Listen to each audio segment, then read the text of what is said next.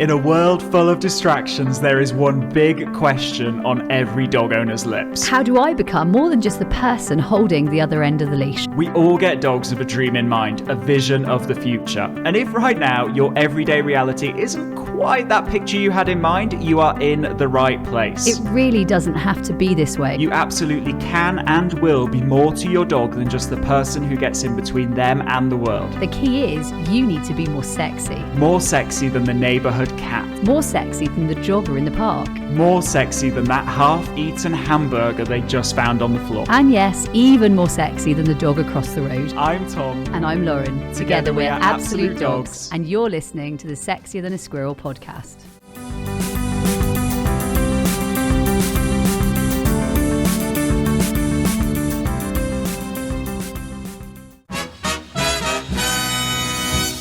Hello and welcome to the Sexier Than a Squirrel podcast, the podcast that teaches you how to become sexier than the environment to your dog. Now, we were chatting just this morning to some of our training academy members, and one of the biggest struggles, one of the constant questions, one of the questions that comes up again and again and again is, when I come in the house, my dogs go crazy, or when people come in my house, my dogs go crazy, or basically, my house is crazy on the entry of people. Absolutely. And so what we wanted to do is devote an entire episode to the podcast where we talk about actually what is some fundamental learning that nobody tells you to teach your dog that actually stops overexcitement when you come home. It stops lack of calmness when you're at home. It stops action prompting, pestering and attention seeking. And let's be honest, in multi-dog households, some of the houses and some of the owners that we get to speak to, whether that's on a behaviour level, a day-to-day training level, whether they come here for a holiday, whatever level it is we see them at, actually, some of them it causes like multi-dog house fights, right? With dogs in the house. The other one would be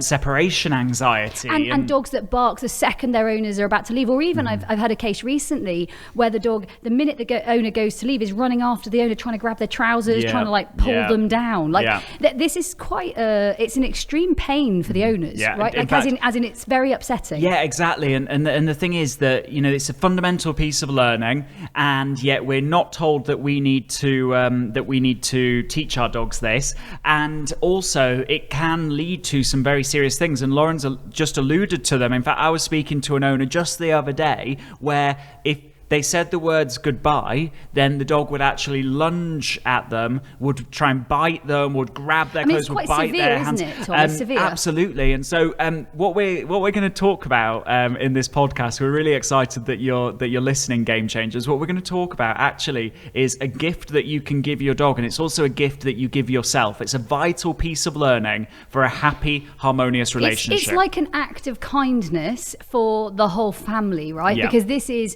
a family game changer. Absolutely. And before we dive into that, we probably need to kind of lay the foundation for it, like a key piece of information or learning, however you want to think about it. And that is that dogs have been selected. They've selected themselves sometimes, and sometimes they've been selected more artificially in the form of breeding different breeds over many generations to be very good at predicting, very good at figuring out when they need to be on the ball and ready to go, and actually when they need to switch off. And this is all fine when we actively teach our dogs when they need to be switched on, when they need to be switched off, and in turn all of their behavior is aligned with what we want. But sometimes that's not the case. And the thing is that sometimes our dogs might predict that something exciting is going to happen when actually it isn't. And those times when that happens, those are the times when our dogs are behaving inappropriately. Those are the times when our dogs have thought that it was exciting time, and actually you're like, I want to sit down and watch TV, watch Coronation Street and have a glass of wine. Owners might call it things like the witching hour,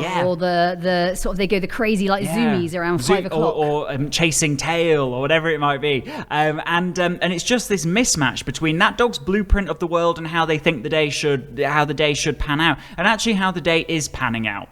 And the thing is, you try and speak to them and communicate with them and tell them what you want in those moments, and it literally feels like trying to fit a square peg into a round hole. Their whole demeanor, their whole energy, their whole body is predicting excitement, and you're like, it is calm time. Let's do some yoga. I know we've explained it in the past as you'd desperately love them to be wearing their pajamas, and instead they've gone and put their disco pants on. Yeah. And they've got their jazzy They've got, disco pants. There's like They're a disco full-on ball bodysuit. on the ceiling. They're chasing light, and And they're it's all dressed up sometimes. We know where to go, right? Yeah, Let's be honest. absolutely. And it's just this mismatch. And so that mismatch comes from dogs. They are great predictors. And when there's a predictable sequence of events in place, well, they anticipate. And anticipation leads to an increase in arousal or excitement or energy, however you want to look at it. And the interesting thing is often people will say to us, there's this witching hour, or, there's this certain time of day where they're absolutely crazy. It's nearly always in the evening. And it's nearly always in the evening when everybody is at home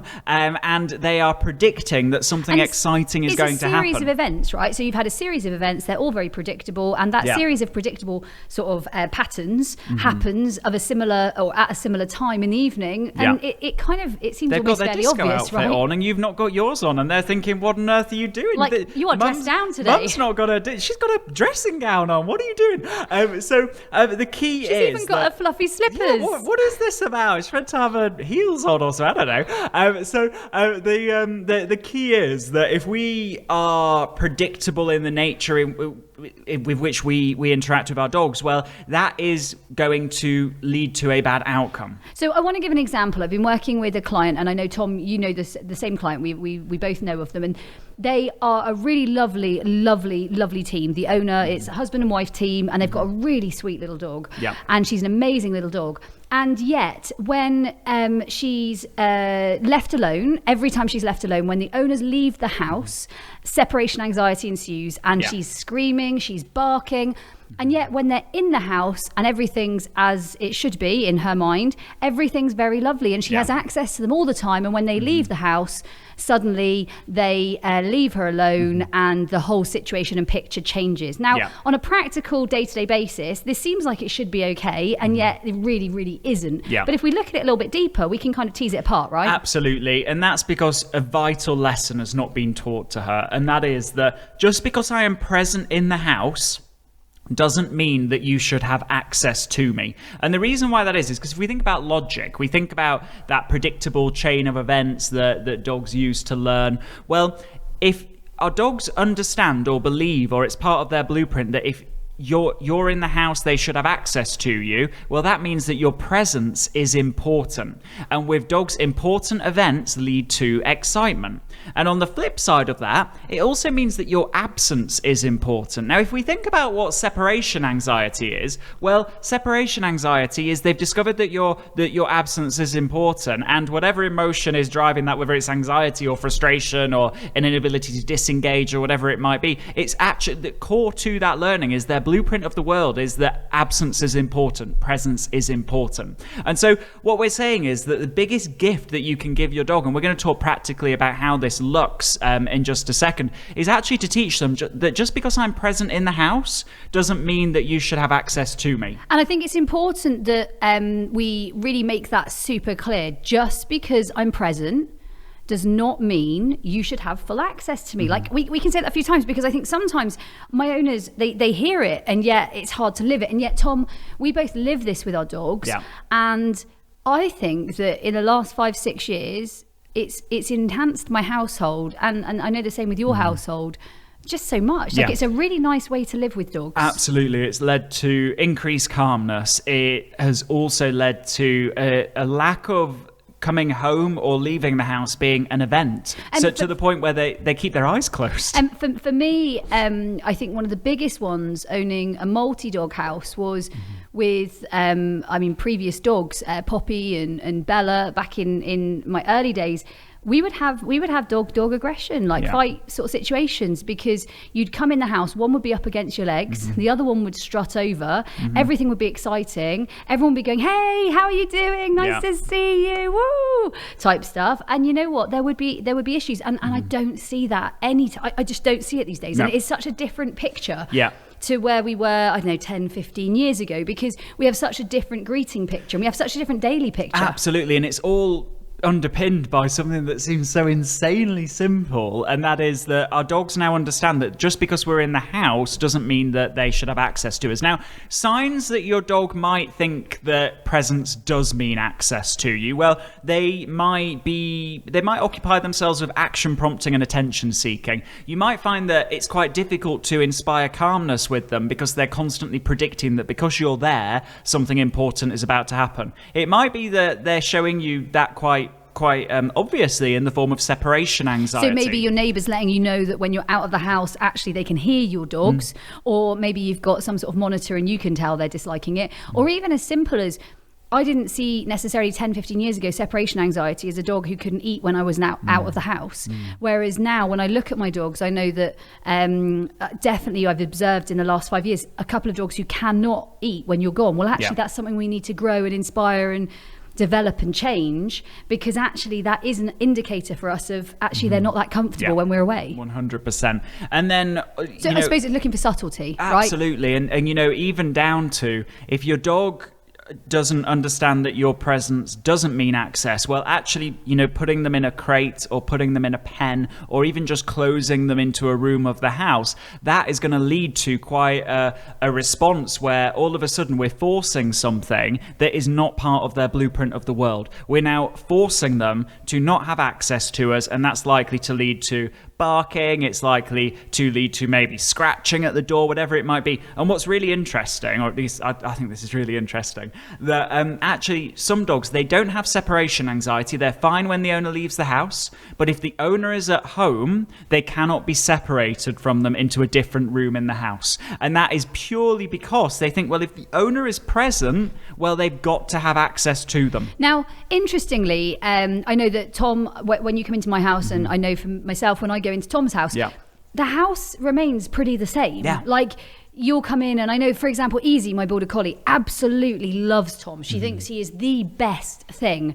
So out of all of mine, she's probably the most likely to be a little changed. And at the same time, you've been in and out for the last few years, so it's just not an event. Like, we make it a non-event. Just because your guest is present in the house doesn't mean that your dog should have access to them either. So this really actually... It spills over into everything, right? It resolves so many struggles, and yet still it's not something that people talk about. So now that we've identified that actually, you know what, I want to teach my dog presence doesn't mean access, this sounds amazing. Oh, and just before we move on to that, actually, sometimes some dogs, you'll be present in the house and they will choose to go and sleep in a different room, or they will choose to go and, sleep away from you or leave you. That doesn't mean that they understand presence doesn't mean access, because as soon as you put a barrier between them and you, all of a sudden, they're not so keen on that. And that's because dogs they're super smart, and they're super aware that, hey, I know they're in the house and I can access them if I choose to, but actually I'm just going to chill over here for now. As soon as we put a barrier there, that's when we start to see that they've not quite learned what we thought they had learned. So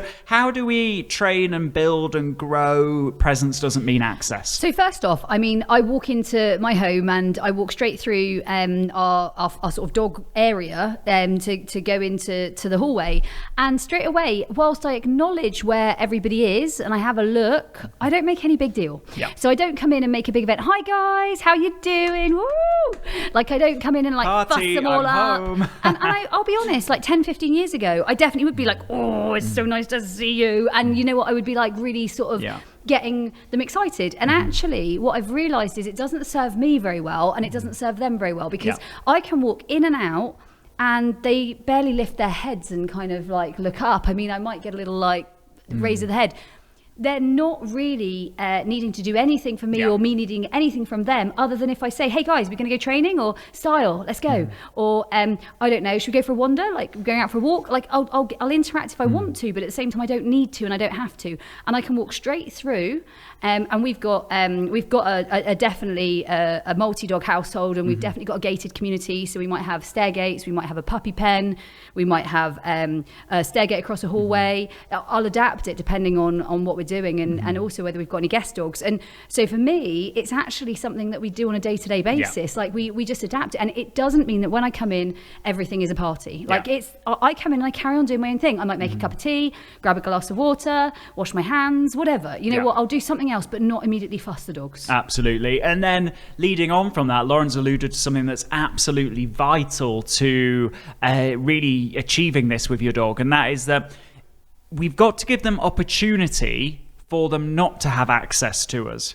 And some houses, you know, they're so open plan nowadays, and so like just everywhere is one big room, that actually we don't set the environment up in such a way that they can learn that for themselves. And so utilizing something like a gated community where you maybe, you know, have the odd baby gate, or you have a puppy pen or something like that. The funny thing is, initially in our household, our baby gate was for Eliza. Well, Eliza's now 8 years old, and our baby gate still remains. And as much as, I mean, the downstairs one is just gone, but as much as I don't love the look of them, the purpose of them is so powerful. They teach so many skills. And the other thing I would say is that they allow you to manage multi-dog households in a really safe, sensible way. And equally, they allow you to teach sort of a tolerance, frustration, a patience sort of concept very early on. And it's just kind of everyday life. So I can walk through one room to the other, and my presence isn't, it's not all their party. It's not all about them, right? And that's so crucial. What we're talking about here is the dog's blueprint of the world being that your presence means they have access to you.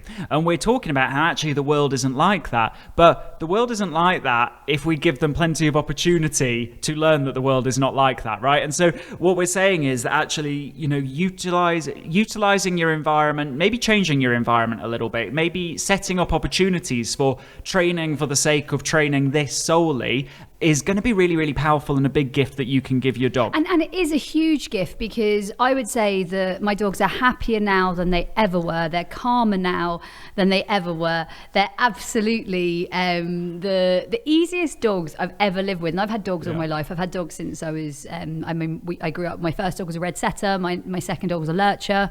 And then had my first border collie. You know, I've always had dogs, and yet these are the calmest dogs I've ever lived with. They're the easiest dogs I've ever lived with. And you know what? It happens time and time again. It's like a blueprint for success. It's for me, the fact that I walk into my house, there's no barking, there's no chaos, there's no bouncing, there's no stupid energy. There's like really nice energy. So for me, a couple of other things I do as little tips. I always have a radio on. So I've nearly always got a radio on. Low level noise isn't a big deal, and me coming in and out and moving around isn't a big deal.